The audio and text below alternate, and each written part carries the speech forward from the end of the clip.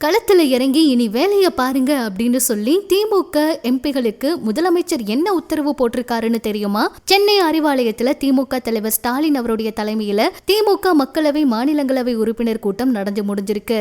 எப்பவுமே நாடாளுமன்றம் கூடுறதுக்கு முன்னாடி திமுக எம்பிகளை சந்திச்சு முதல்வர் அவர் பேசுறது வழக்கம். இப்ப எந்த கூட்டத்தொடரும் இல்லாத நிலையில சந்திப்பு ஏற்பாடு செஞ்சது பேசுபொருளாயிருக்கு. இந்த நிலையில அனைத்து உறுப்பினர்களை சந்திச்சு ஆலோசனை கூட்டம் நடத்தி முடிச்சிருக்காரு முதல்வர் அவர்களும். கூட்டத்துல என்ன நடந்துச்சு அப்படிங்கிறது குறித்து கலந்து கொண்ட எம்பிகள் சில பேர் கிட்ட பேசியிருக்காங்க ஒரு பத்திரிகை. அதுல அவங்க என்ன சொல்லியிருக்காங்கன்னா, கூட்டத்தொடர் இல்லாத சமயங்கள்ல முதல்வர் எங்களை அழைத்து பேசுவது எங்களுக்கே புதுசா ஒன்னா இருக்கு. பெரும்பாலான உறுப்பினர்களுக்கு எதுக்கான கூட்டம் அப்படின்னு கலந்துக்கிற வரையில தெரியல. கூட்டத்துல பேசின அவரு தேர்தல் நெருங்குது, இங்க இருக்கிற எல்லாருமே கடுமையா வேலை செய்யணும், நாடாளுமன்ற கூட்டம் இல்லைன்னு சொல்லி வீட்டுல இருக்காதீங்க, இங்க இருக்கிற 33 உறுப்பினர்களுக்கும் தலைமை கழகம் மிக முக்கிய பணிகளை கொடுக்க போது, ஒவ்வொருத்தருமே ஒரு ஃபைல் கொடுக்கப்படும், அதுல சில தொகுதிகளோட பேர் இருக்கும், அந்த தொகுதிகளில் நீங்க போய் வேலை பார்க்கணும், அந்த தொகுதி நிர்வாகிகள் தொடங்கி மாவட்ட செயலாளர் வரை எல்லார் கூடயும் ஒத்துழைத்து பணியாற்றணும் அப்படிங்கிற மாதிரி சொல்லியிருக்காங்களாம். 120 தொகுதிகளை பிரிச்சு கொடுத்திருக்காங்களாம். அதுபடி கடினமா உழைக்க போறாங்களாம். சிலருக்கு 3-4 தொகுதிகள் எல்லாம் கொடுத்திருக்காங்களாம்.